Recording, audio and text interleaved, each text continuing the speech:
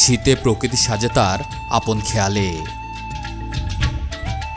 সরিষা ফুলের হলুদ চাদরে মোড়ানো মাঠের মাঝ দিয়ে আমি চলেছি সুমিষ্ট হাজারীগুড় ও ঐতিহ্যবাহী স্থাপত্যের শহর মানিকগঞ্জের উদ্দেশ্যে।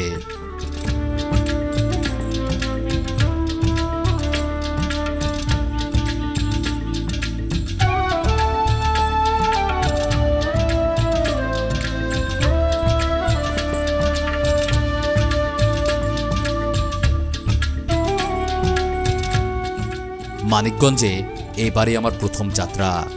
অনেক প্ল্যান মাথায় নিয়ে রওনা হয়েছি মানিকগঞ্জের উদ্দেশ্যে। মানিকগঞ্জের বিভিন্ন এলাকায় রয়েছে বেশ কয়েকটি জমিদার বাড়ি। এছাড়াও রয়েছে খেজুরের রস থেকে তৈরি জগৎবিখ্যাত হাজারীগুড়।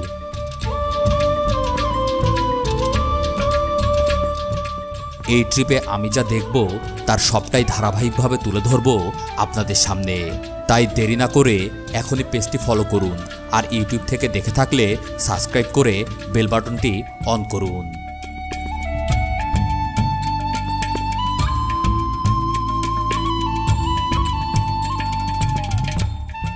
বহু বছর আগে আমার পরিচয় হয় মানিকগঞ্জের বাসিন্দা করিম ভাইয়ের সঙ্গে।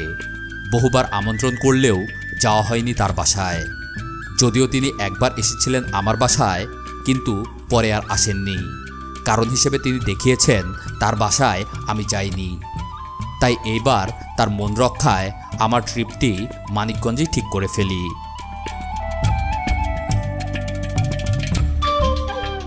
করিম ভাই কিন্তু আমার দূরসম্পর্কের আত্মীয়ও নন, আবার বয়সেও তিনি আমার চেয়ে অনেক বড়।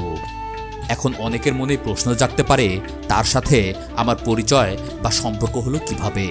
তো চলুন জেনে নেওয়া যাক মানিকগঞ্জের বড় মিয়ার সাথে আমার পরিচয়ের ইতিহাস।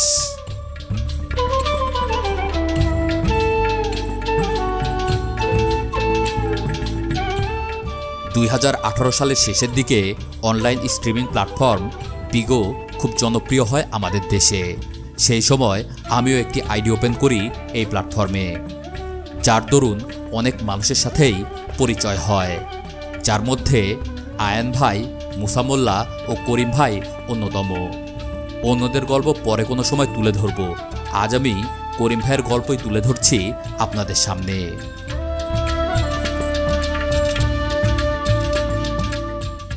মানিকগঞ্জে নেমে এখন এই সিএনজিতে করে যাচ্ছি ঝিটকা বাজার।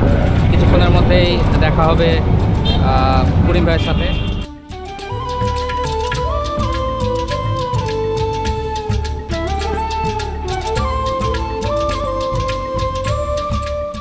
পরিচয়ের পর বেশিরভাগ সময়ই আমরা একসাথে অনলাইনে আড্ডা দিতাম। আস্তে আস্তে আমরা খুব ঘনিষ্ঠ হয়ে যাই। এক পর্যায়ে তিনি রাজশাহীতে আসার ইচ্ছা প্রকাশ করলে আমি তাকে আমার বাসায় ইনভাইট করি এবং তিনি রাজশাহীতে আসেন। আমি তাকে আমার শহর ঘুরিয়ে দেখালে যাবার সময় তিনি আমাকে তার এলাকা দেখার আমন্ত্রণ জানান। আর সেই আমন্ত্রণেই আজ প্রায় 5 বছর পরে আমি যাচ্ছি মানিকগঞ্জ জেলার হরিরামপুর উপজেলার ঝিটকা সর্দারপাড়ায়।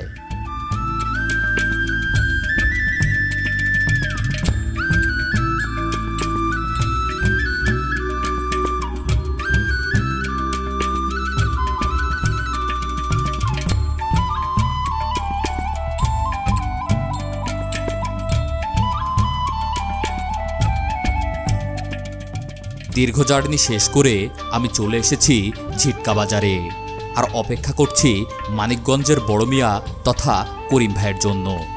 তিনি রয়েছেন কাজে, যার জন্যই কিছু সময় অপেক্ষা করতে হচ্ছে আমাকে।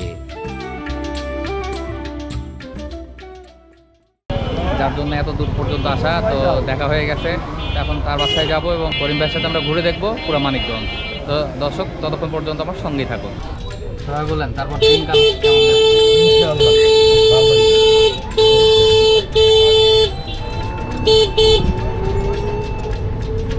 কত বছর পর দেখা হয়ে যাবে? 5 বছর। 5 বছর বুড়া হয়ে গেছে। আমি বুড়া হয়েছি দেখে ভাই, বুঝতে পারছো?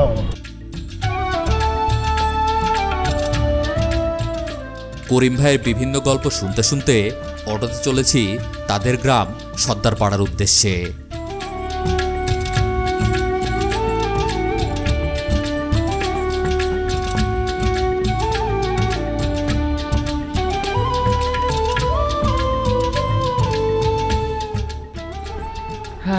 অবশেষে হাঁটতে হাঁটতে এখন আমরা নেমে পড়ছি হচ্ছে জিটকা সর্দারপাড়া, মানে করিম ভাইয়ের বাসার এলাকা আর কি। তো হাঁটতেছি এখন, অল্প কিছুক্ষণের মধ্যেই ভাইয়ের বাসায় পৌঁছাবো। তারপরে আজকের দিনের কার্যক্রম আর কিছু নাই, কারণ এখান থেকে অনেকটা পথ জার্নি করে আসছি। এখন ভাইয়ের বাসায় যাব, ফ্রেশ হব, রেস্ট করব এবং কাল থেকে শুরু করব এই মানিকগঞ্জের যে ঐতিহ্যবাহী রাজবাড়িগুলো আছে এবং মানিকগঞ্জের সৌন্দর্য, মানিকগঞ্জের গ্রামের সৌন্দর্য, ঝিটকার সৌন্দর্য, এগুলো সবগুলো নিয়েই ভিডিও তৈরি করব। আপনারা সঙ্গে থাকবেন এবং এই ধারাবাহিকভাবে এই ভিডিওগুলো চলতে থাকবে। তো চলুন আমরা যেতে থাকি করিম ভাইয়ের বাড়িতে। সকালে রাজশাহী থেকে রওনা হয়েছিলাম আর এখন প্রায় সন্ধ্যায় এসে পৌঁছালাম। এখন এই মুহূর্তে আমি আছি আসলে করিম ভাইয়ের বাসায় এবং অনেকটা পথ আসার পরে আসলে দেখতে পাননি করিম ভাইকে। হ্যাঁ, হেভি এনার্জেটিক লোক এবং বুড়া হয়ে গেলেও কিন্তু ইয়াং আছে এখনও, এই আর কি ব্যাপার। তো করিম ভাইয়ের বাড়ির আসলে সৌন্দর্য যদি আপনি দেখাতে চাই আপনাদের, তাহলে দেখুন এই পাশে বাড়ি এবং পাশেই হচ্ছে যে উন্মুক্ত বিল। এখানে মাঠে হচ্ছে যে কৃষক পেঁয়াজ লাগাচ্ছে এবং কাজ করতেছে মাঠে। আগামীকাল আমি ঘুরে দেখব ঝিটকা সহ মানিকগঞ্জের বিভিন্ন ঐতিহ্যবাহী স্থান ও সবুজে ঘেরা গ্রামীণ পরিবেশ এবং তা তুলে ধরব আপনাদের সামনে। মানিকগঞ্জ সিরিজটি দেখতে ফলো ও সাবস্ক্রাইব করে সাথেই থাকুন। দেখা হচ্ছে আগামী পর্বে। ততক্ষণ পর্যন্ত সবাই ভালো থাকবেন, সুস্থ থাকবেন। আল্লাহ হাফেজ।